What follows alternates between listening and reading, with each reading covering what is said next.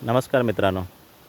कोणत्याही उद्योग व्यवसायासाठी आपण जेव्हा नवीन जमीन खरेदी करतो, त्या जमिनीच्या खरेदीच्या वेळी आपली कोणत्या प्रकारच्या चुका होऊन आपली फसगत होऊ शकते, या संदर्भामध्ये मी तुम्हाला एक लाईव्ह आता उदाहरण दाखवतो आहे. आणि अशा पद्धतीची आपली फसगत होऊ नये यासाठी आपण काय केलं पाहिजे, प्रॉपर कशा पद्धतीने व्यवहार केले पाहिजेत, या संदर्भामध्ये माझे एक मित्र तुम्हाला शेवटी मार्गदर्शन करतील. तर मित्रांनो, ही जमीन आमच्या भावासाठी मी घेतलेली आहे. एका गावामध्ये आम्ही घेतली होती आणि घेतेवेळी ती 10 गुंठे जमीन घेतलेली होती. आणि ती घेताना जी चूक झाली आमची, ती चूक आम्हाला कशी मागात पडली ती तुम्हाला सांगतो. की समोर दिसणारी 10 गुंठे जमीन आमची आहे अशी ती दाखवून, म्हणजे एवढ्या आकाराची जमीन जो कोणी आम्हाला विकणारा होता तो पण आमचाच मित्र होता.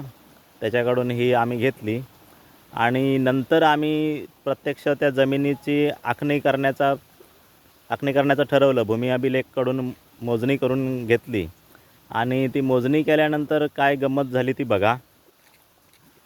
आता मी जिथे उभा आहे ही एक पाण्याची टाकी आहे नगरपालिकेची. कुठली नगरपालिका सांगत नाही आता.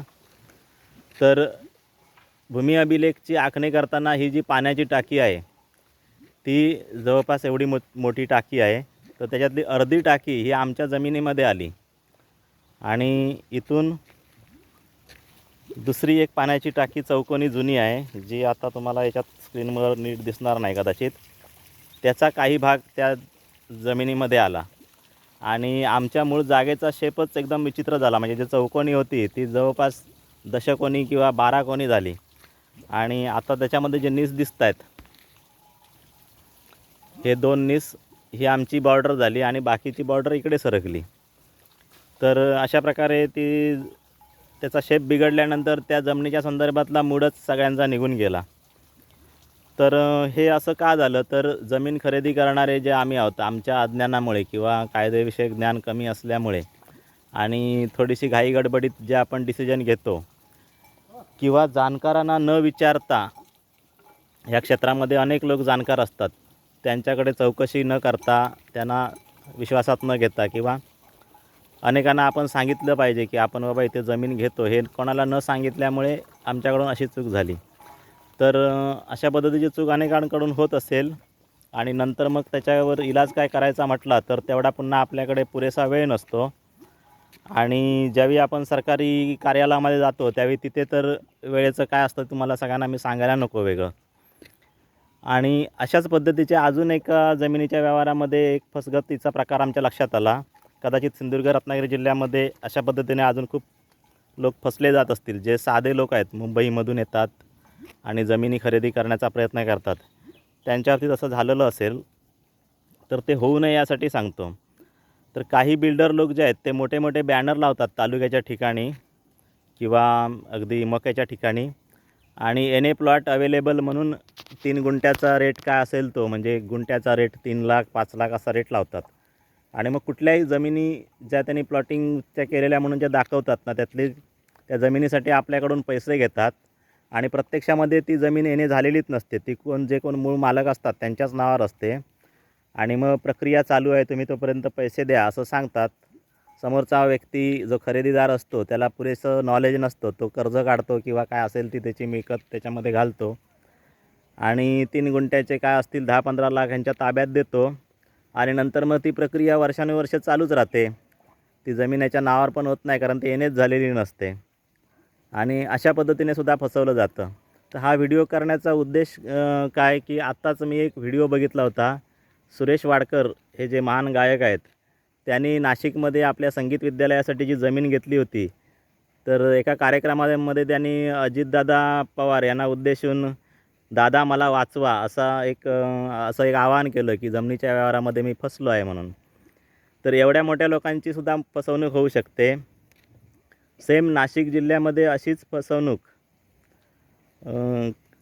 अजून एक हिरोईन आहे साऊथमधली, बंगाली हिरोईन आहे राणी मुखर्जी. तर तिचीसुद्धा झाली होती आणि तिने तर चक्क शिर्डीच्या साईबाबांना नवस फेडून आपल्या जमिनीचा व्यवहार क्लिअर करून घेतला, असं मी एका ठिकाणी ऐकलं होतं.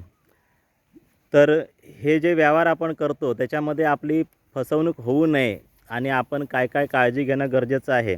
तर त्यातला सगळ्यात मोठा मुद्दा म्हणजे काय, की आपण अशा पद्धतीने स्वतःहून कुठलेही व्यवहार करण्याच्या ऐवजी एक चांगले जे जमिनीचे एजंट असतात त्यांच्याशी संपर्क करून, जे प्रत्यक्ष चांगल्या पद्धतीने प्रामाणिकपणे काम करतात लोकांचं, अशा व्यक्तीशी संपर्क करून त्याच्याकडून ती प्रॉपर माहिती घेऊन त्याच्या माध्यमातून जर जमिनी खरेदी केल्या, भले त्याला 2% तुम्हाला कमिशन द्यावं लागेल, परंतु त्या 2%मध्ये तुमचे पुढचे सगळे ताप वाचणार, तुमचे पैसे वाचणार, तुमचे श्रम वाचणार.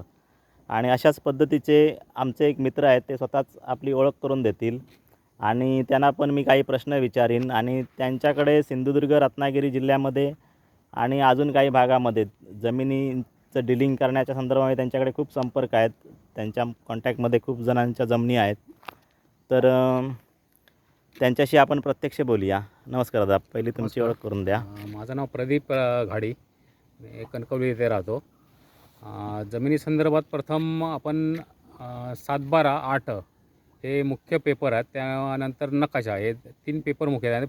फेरफार. तर हे जे पेपर आहेत ते व्यवहार करण्या अगोदर आपण एक आपल्या वकिलांशी सर्च रिपोर्ट, त्यामध्ये वारस तपास किंवा बाकी काही प्रॉब्लेमॅटिक असेल ते आपल्या सर्च रिपोर्टमध्ये त्या जमिनीबद्दल माहिती मिळते. आणि त्यानंतर एक कायदेशीर नोटीस देऊन पुढे व्यवहाराला आपण टोकन देऊन सुरुवात करू शकतो. मग त्यामुळे कसं होतं, एक नोटीस गेल्यानंतर कायदेशीर आजूबाजूच्या जमीनदारांना मला माहिती पडते की बाबा ही जागा का विकण्यात येते. कोणाचं ऑब्जेक्शन असेल त्याचवेळी ते तिथे आपल्याला ऑब्जेक्शन घेतात. तर मुख्य मुद्दा आहे की आपण वकिला थ्रू कायदेशीर मार्गाने गेलो तर आपले जमिनीचे प्रॉब्लेम बरेचसे सॉल्व्ह होऊ शकतात. आणि त्या सगळं करण्याअगोदर एक टोकन अमाऊंट देऊन एक कायदेशीर भूमी अभिलेखचा आपण सर्वे करून घ्यायचा. त्यामुळे आपलं नक्की क्षेत्र कुठे आहे ते आपल्याला ज्ञात होते. त्यानंतर मग व्यवहार पूर्ण झाल्यानंतर आपल्याला मग त्या काही अशा आपली जागा इकडे आहे, तिकडे इकडे या बाजूला गेली, तिकडे आहे त्या बाजूला आहे, असे काही प्रॉब्लेम येत नाही. त्यामुळे ते शक्यतो कायदेशीर मार्गाने आपण जाऊ. सर्च रिपोर्ट, पेपर ॲड किंवा भूमी अभिलेखचा कायदेशीर सर्वे, तर आपले बरेचसे जमिनीचे प्रॉब्लेम सॉल्व्ह होऊ शकतात. बरं दादा, तुमच्या संपर्कामध्ये आता म्हणजे समजा कोणाला जमीन पाहिजे असतील तर तुम्हाला संपर्क करण्यासाठी मी डिस्क्रिप्शनमध्ये तुमचा नंबर देणार आहे. परंतु सध्या तुमचे किती जिल्ह्यांमध्ये कॉन्टॅक्ट आहेत आणि कुठे कुठे जमिनी कोणाला पाहिजे असतील तर तुम्ही कुठल्या रेंजमधल्या, म्हणजे बाबा 1 गुंठ्यापासून किती एकरपर्यंतच्या अवेलेबल आहेत, असं जरा थोडक्यात सांगू शकाल? माझ्याकडे रत्नागिरी सिंधुदुर्गमध्ये कुठेही जागा तुम्हाला पाहिजे असेल तरी 1 गुंठ्यापासून पूर्ण एक 500-1000 एकरपर्यंत मोठे कंपन्या वगैरे असतील तरी आमच्याकडे क्लिअर टायटलवाले प्लॉट्स आहेत. हे तसे आम्ही देऊ शकतो तुम्हाला. जशी रिक्वायरमेंट असेल कस्टमरची, आम्हाला ह्या गावात पाहिजे किंवा या रेंजमध्ये पाहिजे आहेत, तसे आम्ही त्यांना जागा बसवून देऊ शकतो. बरं, जसं मी तुम्हाला एक उदाहरण सांगितलं की एन ए प्लॉट ची ॲड केली जाते आणि काही बिल्डर लोक जे आहेत ते फसवणूक करत असतील लोकांची, की बाबा एन ए जमीन आहे आणि प्रत्यक्षात ती एन ए नसते.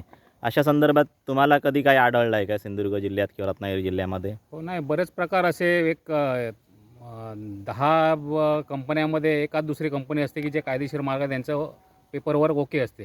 नाहीतर बऱ्याचशा कंपन्या अशा आहेत की लोकांचाच पैसा घेऊन तोच वापरून मग सांगतात एन ए आहे, असं आहे, सगळं ओके केलेलं आहे. पण प्रत्यक्षात वस्तुस्थिती काही नसते. लोकांचा पैसा घेऊन ते पैसे वापरून ते मग आपली पुढची प्रोसिजर चालू करतात. मग असे जे एन ए प्लॉट घेण्यासाठी जे लोक प्रयत्न करतात ना, तर त्यांना आपण सबुरीचा सल्ला म्हणून काय सांगू शकतो, की बाबा तुम्ही वेट अँड वॉचची भूमिका घ्या किंवा तुम्ही थोडा उशीर झाला तरी चालेल, पण तुम्ही हो, योग्य ठिकाणीच तुमचा पैसा गुंतवा, हे हो, त्यांना बरोबर. कसं सांगू योगाच काय शकतो? ते कायदेशीर मार्गाने किंवा तुमच्या आता मीडिएटर म्हणजे जे इस्टेट एजंट असतात ते काही ओळखीनेच येतात. ते ओळखीचे असतील तर आपल्याला त्यांना नंतर जाब विचारायला आपण विचारू शकतो त्यांना. बरोबर आहे. अजून या संदर्भामध्ये समजा ज्या लोकांची एन ए जमीन आहे तर त्यांना कर्ज पाहिजे असेल तर ते कर्ज अवेलेबल करून देण्यासंदर्भात तुम्हाला काय माहिती आहे? अं, बँकांथ्रू अशा पद्धतीचे व्यवहार करण्यासाठी एखादं चॅनेल आहे का अवेलेबल, किंवा आपण करून देऊ शकतो का भविष्यामध्ये? आता कृषीमध्ये कृषीचं आपल्याला कर्ज कायदेशीर मिळू शकतं. 7/12 एकदा तुमच्या नावं झाल्यानंतर तिथे झाडं लावण्यासाठी किंवा विहिरीचं काम करण्यासाठी किंवा घर बांधण्यासाठी तुम्हाला तिथे NA केल्यानंतर घर बांधण्यासाठी सुद्धा कर्ज मिळू शकते. बरं.